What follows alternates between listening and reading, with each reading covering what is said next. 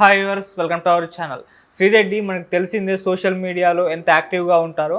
అయితే ఇప్పుడు ఆమె అరెస్ట్ అయినట్టుగా వార్తలు అయితే వినిపిస్తున్నాయి. అసలు శ్రీరెడ్డి ఎందుకు అరెస్ట్ అయింది? మామూలుగా ఎక్కువ కాంట్రవర్షియల్ కామెంట్స్ చేయడంలో తను చాలా యాక్టివ్గా కూడా ఉంటుంది.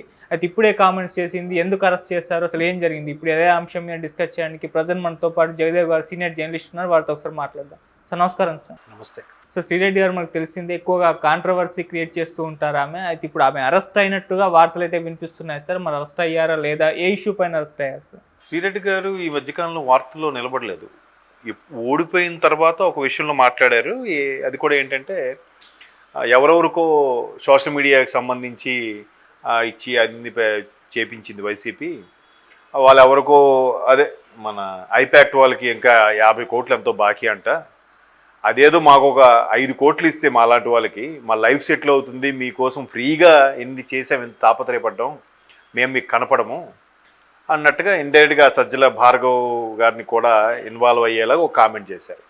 ఆవిడ కొంచెం ముక్కుసూటిగా వెళ్తుంది, అంతకు మించి మాట్లాడుతుంటుంది ఆవిడ. నాది నేను అనుకోవడం అంటే మాట తీరు కూడా ఒక్కోసారి అలాగే ఉంటుంది. అయితే ఓడిపోయినప్పుడు కొంచెం వల్గర్గా కూడా మాట్లాడదు. మిత్రుడు ఫోన్లో చూపించాడు వీడియో. ఆవిడ ఇట్లా మీరందరూ సేఫ్రా బాబు, మీరు ఓడిపోయిన మీకే నష్టం లేదు, కానీ ఇక్కడ నేను కూటమి సభ్యులతో నేను పడాలి, ఒక్కొక్కడు ఇంకా నేను ఇప్పుడు దొరుకుతానా, ఎట్లాగా నా మీద కౌంటర్లు వేయాలి అన్నట్టుగా చూస్తూ ఉంటారు అన్నట్టుగా మాట్లాడారు. సో ఇప్పుడు మళ్ళీ ఒక నెల రోజుల తర్వాత, నెల దాటిందేమో, ముఖ్యమంత్రి చంద్రబాబు నాయుడు గారి మీద, పవన్ కళ్యాణ్ గారి మీద, అలాగే హోంమంత్రి అనిత గారి మీద కూడా అనుచిత వ్యాఖ్యలు చేశారు అంట. బట్ నేను ఆ వీడియో అయితే చూడలేదు. ఆల్రెడీ ఇప్పటికీ వార్తల్లో అయితే వస్తుంది, ఈవిడ మీద కేసు, కర్నూలులో కేసు ఫైల్ అయింది, ఏ క్షణాన్ని అరెస్ట్ చేయొచ్చని. ఎప్పుడైతే ఫైల్ చేశారో ఎవరు ఆ వ్యక్తి ఏంటంటే ఆమె పూర్వాపరాలు పరిశీలిస్తారు, ఎవరు ఆ వ్యక్తి, ఎక్కడ ఉంటారు ఏంటని. దానికి సంబంధించి వీళ్ళు గ్యాదర్ చేసి నెంబర్ ఇవ్వడం ఏదో చేశారు. ఆ నెంబర్ ట్రేస్ అవుట్ చేస్తుంటే నాట్ రీచబుల్ ఏదో వస్తుందంట. మేబీ ఆవిడ ఇండియాలో ఉన్నారా, లేదంటే ఏపీలో ఉన్నారా, లేరా తెలంగాణలో ఉన్నారా, లేదా చెన్నైలో ఉన్నారా అనేది ఇంకా తర్వాత పోలీసు పని. కంప్లైంట్ నోట్ చేశారు కాబట్టి ఆల్రెడీ 352 సెక్షన్ కింద ఏదో కేసు ఫైల్ చేశారని కూడా అంటున్నారు. అయితే ఇక్కడ మనం గమనించాల్సింది ఏంటంటే సోషల్ మీడియాకి సంబంధించిన ఏవైతే అనుచిత వ్యాఖ్యలకి సంబంధించి కేసు ఫైల్ అవుతున్నాయో అవి అంత బలంగా నిలబడట్లేదు అనే వార్త కూడా విన్నాను ఎక్కడో. అంటే దాన్ని అంత సీరియస్గా పరిగణలోకి తీసుకోవాల్సిన అవసరం లేదు, వేరే ప్రెస్ మీట్ పెట్టి పబ్లిక్గా మాట్లాడితే ఓకే, కానీ పర్సనల్ పోర్టల్లో, పర్సనల్ లాగ్లో ఇట్లా మాట్లాడినప్పుడు కొంత ఇంపాక్ట్ ఉంటుంది. బట్ పూర్తిగా దాన్ని కోర్టు పరిగణలోకి తీసుకోదు అన్నట్టు కూడా విన్నాను. మేబీ అటువంటి సందర్భాలని బేస్ చేసుకొని ఇటువంటి వాళ్ళు చెలరైపోతున్నారేమో అయ్యుండొచ్చు. బట్ పదవిలో ఉన్నప్పుడు వాళ్ళని ఎందుకు ఊరికే కెలకడం? ఇప్పుడు కూటమి ప్రభుత్వం ఆల్రెడీ అరాచకాలు సృష్టిస్తుంది, అది ఇది అని చెప్తున్నారు జగన్మోహన్ రెడ్డి గారు. నిజంగా సృష్టిస్తే ఏ పాటికి కూటమిలో ఉన్న వైసీపీలో ఉన్న సగం మంది లోపలికి వెళ్ళిపోవాలి. ఎవరి మీద ఇంకా అరెస్ట్ ఏం అవ్వలేదుగా, ఎవరి మీద కేసు ఫైల్ అవ్వలేదుగా. ఒక్కొక్కటిగా నాయకుల విమర్శల్లో భాగంగా కూటమికి సంబంధించిన అధికార ప్రతినిధులు ప్రెస్ మీట్లు పెట్టిన సందర్భంగా మాట్లాడుతున్నారే తప్ప వాళ్ళ మీద కేసు ఫైల్ చేయట్లేదుగా. కేసు ఫైల్ చేస్తే ఇప్పటికి లోపల ఉండాల్సిన లేగా. చంద్రబాబు నాయుడు లాంటి వ్యక్తినే ఆ హెరిటేజ్ సంబంధించి ఏవో చేశారన్నట్టుగా కొత్తగా పత్రాలు సృష్టించి అరెస్ట్ చేశారే. ఈ వైసీపీ నాయకులను అరెస్ట్ చేయాలంటే సృష్టించక్కర్లే, ఒక్కొక్కటిగా బయటకు వస్తున్నాయి.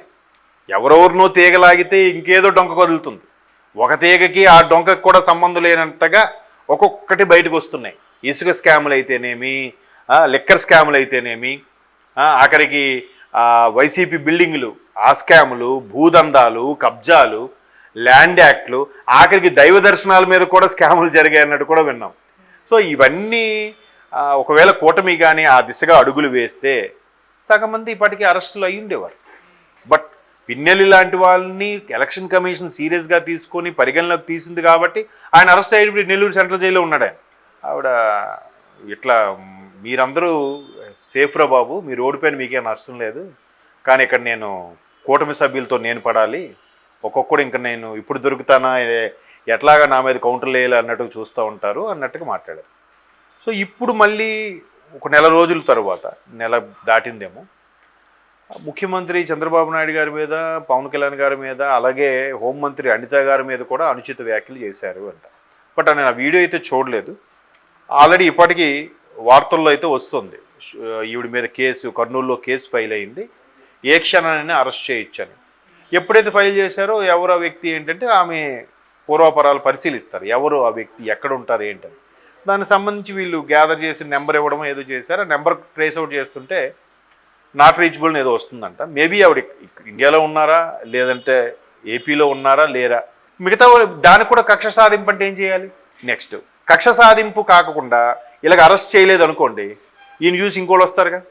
ఇప్పుడు చాలామంది కోరుకున్నది ఏంటంటే, ఇప్పుడు సోకాల్డ్ మంత్రులుగా ఉన్న వాళ్ళు కూడా గతంలో ఛానల్స్కి ఇచ్చిన ఇంటర్వ్యూల్లో అసలు మీ గవర్నమెంట్ వస్తే ఫస్ట్ టార్గెట్ ఏంటి అంటే, వెంటనే ఇప్పుడు సోకాల్డ్ మంత్రులు ఎవరైతే ఉన్నారో ఆంధ్రప్రదేశ్లో వాళ్ళు కూడా పేర్లు అనవసరం, టార్గెట్ ఏం కాదు సార్, చట్టబద్ధంగానే వెళ్తాం మేము. చట్టపరంగా వాళ్ళు ఏవేమి లోపాలు ఉన్నాయి, వాళ్ళు ఏవేవి తప్పులు చేశారో, శిశుపాలుడి కంటే ఎక్కువ తప్పులు చేశారు, 100 తప్పులకైనా క్షమించవచ్చు, వాళ్ళు దాటేశారు 100 తప్పులు. విమర్శలు ఒకటే కాదు, వాళ్ళు చేసే దందాలు, స్కాములు, అవినీతిలు, ఆరోపణలు ఒకటి కాదు, చాలా ఉన్నాయి, అవన్నీ తిమింగిలాలు. వాటిని చట్టపరంగా వెళ్ళి మేము ఎదుర్కొంటాం కానీ కక్ష సాధింపు కాదు అన్నట్టుగా చెప్పుకొచ్చారు. బట్ ఇప్పుడు కూటమి కార్యకర్తలు మాత్రం చాలా రగిలిపోతున్నారు. ఎందుకు రగిలిపోతున్నారట? ఒకవైపు శ్రీరెడ్డి లాంటి వాళ్ళు కానీ, కొడాల నాన్నగారు లాంటి వాళ్ళు కానీ, లేదంటే అనిల్ కుమార్ యాదవ్ గారు కానీ, వేరే అంబటి గారు కానీ, ఇలాంటి వైసీపీ నాయకులు, వైసీపీ సానుభూతి పరులు ఎవరెవరైతే గతంలో దారుణమైన విమర్శలు చేశారో వాళ్ళందరూ సేఫ్టీగా ఉన్నప్పుడు వాళ్ళందరూ ఇప్పుడు హాయిగానే ఉన్నారు. ఎటొచ్చి మధ్యలో కార్యకర్తలు మేము నలిగిపోయాము, ఇప్పుడు కూడా మీరు వాళ్ళ మీద చర్యలు తీసుకోకపోతే ఎలాగా అంటుంటే, ఒకవైపు చంద్రబాబు నాయుడు గారు కానీ, పవన్ కళ్యాణ్ గారు కానీ ఏమంటున్నారు, సమయం పాటించండి, వాళ్ళు రెచ్చగొట్ట వ్యాఖ్యలు చేస్తున్నారు, మీరు రెచ్చిపోవద్దు, కవ్వింపు చర్యలకు దిగుతున్నారు, మీరు దిగద్దు, ప్రభుత్వం అంది, వాళ్ళు అరుస్తారు కాసి కొన్నాళ్ళకు ఊరుకుంటారు, మీరు అలాంటివి ఏం తీసుకోకండి. మనం ఇప్పుడు ఇంత పెద్ద బాధ్యత పెట్టారు ప్రజలు, ఇంత మెజార్టీతో గెలిపించారు కాబట్టి 164 సీట్లతో మనం ఉన్నాం కాబట్టి కూటమిగా, వాళ్ళ పిల్ల చేష్టలకు మీరు ఏమి ఇదైపోవద్దు, మెల్లమెల్లగా అన్నీ సర్దుకుంటే వాళ్ళు ఎవరెవరైతే స్కామ్లో వాళ్ళందరూ ఇదవుతారు. మన కాన్సెప్ట్ అది కాదు, మనకు ప్రజల బాధ్యత పెట్టారు. ఇప్పుడు డెవలపింగ్ రాష్ట్రం సుభిక్షంగా ఉండాలి, మళ్ళీ సర్దుకోవాలి. 10 ఏళ్ళు వెనక్కి వెళ్ళిపోయిన రాష్ట్రం మళ్ళీ సెటరేట్ అవ్వాలంటే ఏం చేయాలి, ఆ దాని మీద దృష్టి పెట్టండి అని చెప్పడం కార్యకర్తలకి నచ్చట్లే. అరే ఇప్పుడు వాడిని ఎక్స్క్యూజ్ చేస్తే రేపొద్దున శ్రీరెడ్డిని చూసి ఇంకోటి వస్తాడు, వాళ్ళు ఇలాంటి వ్యాఖ్యలే చేస్తారు. దానికి చెక్ పెట్టాలి కదా, మీరు ఏదో చర్యలు తీసుకోవాలని ఒకవైపు కార్యకర్తలు రగిలిపోతున్నారు. రగిలిపోతూ వాళ్ళ స్థానిక నాయకుడికి చెప్తున్నారు, స్థానికంగా ఉన్న ఎమ్మెల్యేలకు కానీ వాళ్ళ నాయకులకు కానీ చెప్తున్నారు. చెప్పినప్పుడు వాళ్ళు కూడా ఏమైనా చర్యలు తీసుకొని వాళ్ళు అన్ని ఓవర్ యాక్షన్కి ఏమైనా తీసుకుంటే వెంటనే చంద్రబాబు గారు కూడా చెక్ పెడుతున్నారట. మొన్న ఒక ఎమ్మెల్యే పేరు అనవసరం, అసలు ఇంతమంది ప్రజలతో ఎన్నుకోబడ్డాను, దగ్గర 60-70 వేల మెజార్టీతో గెలిచాను, నేనేం చెయ్యాలో నాకు తెలియదా, నా ప్రజలకి ఏది నచ్చుతుందో, నా ప్రజలకి ఏ విధంగా సదుపాయాలు కల్పించాలో నాకు తెలుసు. సో వాళ్ళు ప్రస్తుతానికి రగిలిపోయి ఉన్నారు, వాళ్ళు ఖచ్చితంగా వాళ్ళ మీద చర్యలు తీసుకోవాలంటున్నారు. ఇటువంటి చర్యలు తీసుకోవడానికి కూడా మీరు మాకు అవకాశం ఇవ్వకపోతే మరి మేము ఎమ్మెల్యే గెలిచి కూడా వేస్ట్ అన్నట్టుగా ఒక ఎమ్మెల్యే బాబు గారి విషయంలో కొద్దిగా సీరియస్ గారి అంటే బాధతో, సార్ మీరు ఎంతసేపు శాంతి అహింస అంటున్నారు, వాడు చూస్తే ఎలరైపోతున్నాడు, ఎక్కడో ఒకరు చెక్ పెట్టకపోతే, ఎక్కడో ఒక కేసులో సిజరింగ్ ఇవ్వకపోతే ఈయన చూసి మరో 10 మంది వస్తారు, ఇది కరెక్ట్ కాదు అన్నారట.